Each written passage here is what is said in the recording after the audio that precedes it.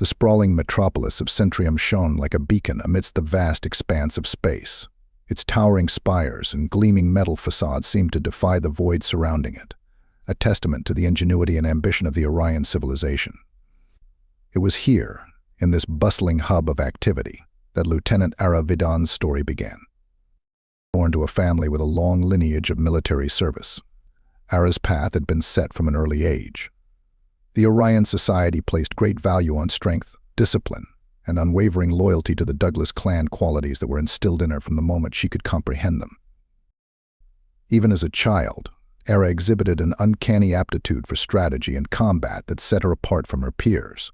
Her natural talents, combined with a relentless drive to excel, propelled her through the ranks of the Orion military training programs at an astonishing pace. Arra's days were filled with grueling physical conditioning, tactical simulations, and the study of ancient combat philosophies. She devoured every lesson, every technique, with an insatiable hunger for knowledge and self-improvement.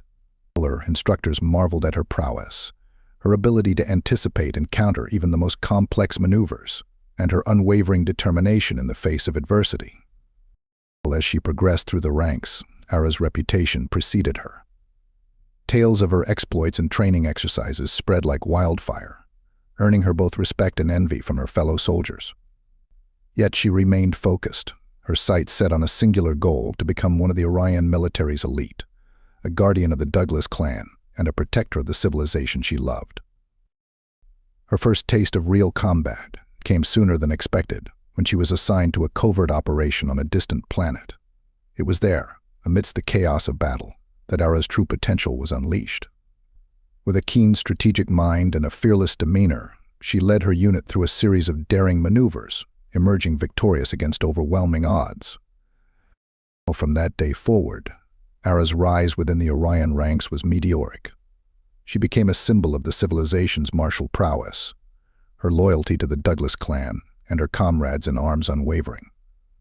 With each mission, she honed her skills, tempered by the harsh realities of war and the sacrifices it demanded. As Centrium's gleaming spires cast their radiant glow across the cosmos, Arra stood ready, a warrior forged in the fires of conflict, her story just beginning to unfold. The trials and tribulations that lay ahead would test her resolve, her courage, and her very sense of self, but she was prepared to face them head-on, for the honor of the Orion civilization and the bond she had forged with her brothers and sisters in arms. Amidst the vast expanse of space, Centrium stood as a shining jewel, a crown adorning the Orion civilization's many achievements. From afar, the station appeared as a brilliant constellation of its own, its gleaming spires and interconnected cities defying the void around them with an ethereal grace. As Arra stepped off the transport shuttle and onto the station's pristine docking bay, she was struck, as always, by the grandeur of her home. Towering archways of polished metal framed breathtaking vistas of Centrium's floating gardens and residential districts, where lush greenery intertwined with elegant architectural forms. Gravity generators maintained a gentle, Earth-like pull, allowing the station's denizens to wander among these suspended paradises, as if strolling through a park on solid ground. Despite the wonders that surrounded her, Arra couldn't help but feel a tinge of unease. The serenity of Centrium was a stark contrast to the chaos and violence she had witnessed on the battlefield. She had spent so much of her life in the trenches, immersed in the gritty realities of war, that these moments of tranquility were almost unsettling. As she made her way through the bustling thoroughfares, Arra couldn't help but notice the gazes of admiration and respect that followed her.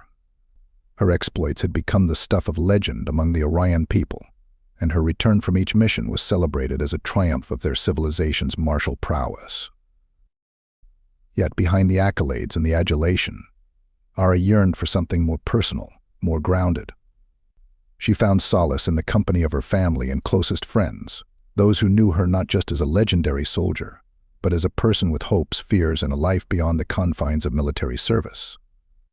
In the cozy apartment she shared with her sister, Arra would shed the weight of her uniform and her rank, allowing herself to be simply Arra, a young woman with a wry sense of humor and a love for the simple pleasures of home. She delighted in her sister's culinary creations, savoring the flavors of dishes she had only tasted in ration packs during her deployments. It was in these moments of respite that Arra found herself reflecting on the duality of her existence. The Orion civilization prided itself on being a bastion of peace and prosperity, a utopia amidst the chaos of the galaxy. Yet it was her role, and that of her comrades, to venture forth into that chaos, to confront the threats that lurked beyond Centrium's gleaming walls. As she gazed out from the balcony of her apartment, taking in the breathtaking vista of Centrium's floating gardens and the vast expanse of stars beyond, Arra couldn't help but wonder how long this delicate balance could be maintained. For now, she would cherish these fleeting moments of serenity, knowing that duty would soon call her back to the front lines, where the true test of her mettle awaited. The morning had begun like any other on Centrium, with Arra savoring the luxury of a leisurely breakfast with her sister before making her way to the military command center. The tranquil atmosphere, however, was abruptly shattered by the blaring of emergency klaxons echoing through the corridors. Arra's soldier instincts kicked in instantly, propelling her into a brisk jog as she followed the sound of the alarms. The scene that greeted her in the command center was one of controlled chaos, with officers and analysts scurrying about, barking orders and poring over a constant stream of incoming data. "Lieutenant Veeden, we've got a situation," barked her commanding officer, General Kragan, as she approached. "Agranus Septim has become the latest battleground in the Outer Rim conflicts." Arra felt her heart sink at the mention of that ill-fated planet. Agranus Septim was a world rich in rare mineral deposits, but it had been ravaged by decades of civil war and territorial disputes between various factions vying for control of its resources. What little remained of its once thriving cities was now reduced to rubble, the planet's surface a pockmarked testament to the senseless violence that had consumed it. "What are our orders?" Sir Arra asked, her voice steeled with professionalism, though deep down, a knot of dread was forming in the pit of her stomach. General Kragan's expression was grim as he laid out the situation. Agranus Septim has become a powder keg, with the Malaxians, the Kydron Horde, and a dozen other groups all vying for control. We've been contracted by the Terran Coalition to establish a foothold and secure the mining operations they have a stake in. As the general droned on about troop deployments and strategic objectives, Arra's mind raced. Agranus Septim wasn't just another battlefield to her. It was the last known location of 3 of her closest friends, former squad mates, who had left the Orion military to pursue careers as freelance mercenaries. "Well, sir, permission to speak freely," Arra interjected, her voice cutting through the din of the command center. General Kragan eyed her warily, but nodded his assent. "My friends, Jack, Nara, and Tiev, they were working a contract on Agranus Septim when all communication was lost," Arra explained, her voice strained with worry. "If we're deploying to that planet, I need to be part of the mission. I have to find out what happened to them." The general's expression softened, and he placed a reassuring hand on Arra's shoulder. "I understand your personal stake in this, Lieutenant. Your friend's status is currently unknown, but finding them, or at the very least uncovering their fate, will be a priority." Relief washed over Arra, tempered by the grim realization of what her mission to Agranus Septim might entail. As she turned to gather her gear, her gaze fell upon the vast viewport, where the planet's distant image could be seen a mere speck amidst the countless stars, but one that held the answers to her friend's disappearance. The journey ahead would be fraught with peril, but Arra was resolute. She would brave the chaos of Agranus Septim, not just as a soldier of the Orion civilization, but as a friend determined to bring her comrades home, no matter the cost. As the briefing on the Agranus Septim situation continued, Arra found it increasingly difficult to maintain her composure. The details were grim. Her friends, Jack, Nara, and TV, had been working as hired guns for a mining corporation when they had gone off the grid.